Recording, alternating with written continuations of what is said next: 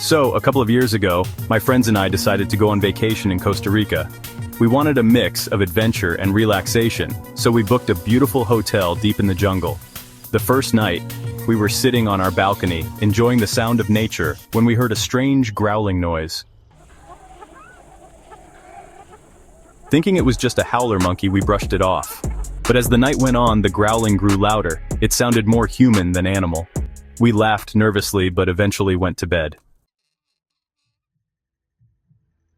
Around 2 a.m., I woke up to a scratching noise. My heart raced as I crept to the window. That's when I saw a figure outside, slowly creeping along the building's exterior. I could barely make out the face. It looked wild, unkempt. It paused, looked straight at me, and grinned. I screamed. The security guys came, but by the time they arrived, the figure was gone. They assured us it was probably just a local creep trying to scare tourists. No thanks. We spent the rest of the trip sleeping with lights on, and I haven't returned to Costa Rica since. Last summer, I went camping in the Smoky Mountains with my family. We were excited to disconnect and enjoy nature. One night, we decided to take a hike to a nearby cabin we had seen on the map for some stargazing. We found the cabin, but it looked abandoned, covered in vines, and had broken windows. Still, we thought it'd be fun to explore. We took some pictures inside and laughed at the weird old furniture. Then my little brother pointed out a trapdoor on the floor. Being the adventurous spirits we are, we decided to check it out. My heart dropped when I opened it and smelled something foul. There were old clothes down there, and a very old, dusty mattress. Suddenly we heard a noise outside. It sounded like heavy footsteps approaching. We bolted out of that cabin and ran up the hill, never looking back. I later found out that cabin was rumored to belong to a hermit who went missing decades ago.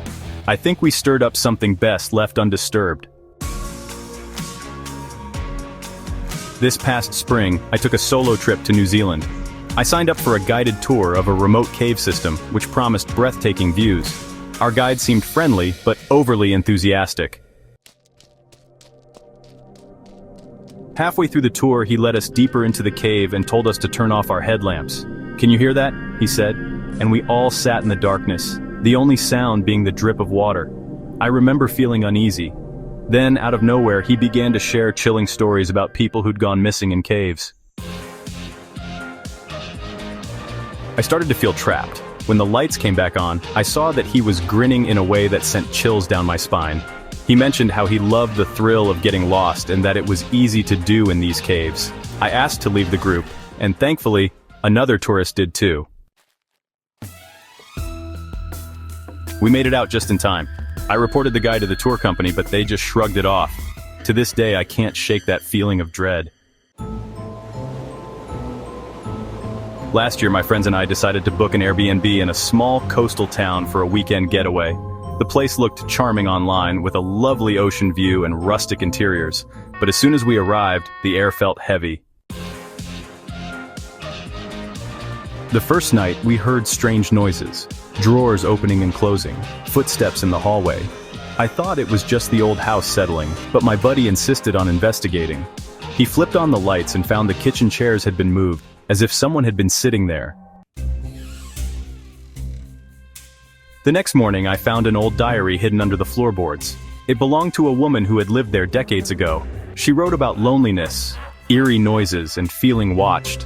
It creeped me out so much that I suggested we leave early, but my friends laughed it off, saying I was overreacting. That night, things got worse. My friend started sleepwalking and mumbling about someone waiting for him. We packed up and left at 3 a.m. I don't think I'll ever stay in an old house again. When I went on vacation to a remote beach resort last summer, I thought I had booked the perfect getaway. It was stunning. The ocean, the sunsets, everything. But the guy next door?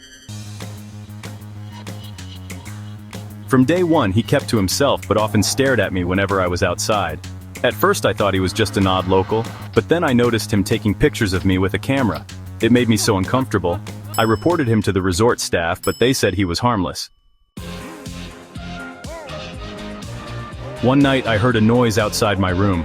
When I peeked outside, The guy was standing there, camera in hand, whispering to himself. I freaked out and decided to leave the resort early, but before I could, he approached me saying, "I've been waiting for you." That was the final straw. I packed my bags and bolted out of there. As I was driving away, I saw him standing on the balcony, still staring. I haven't been back to that beach since.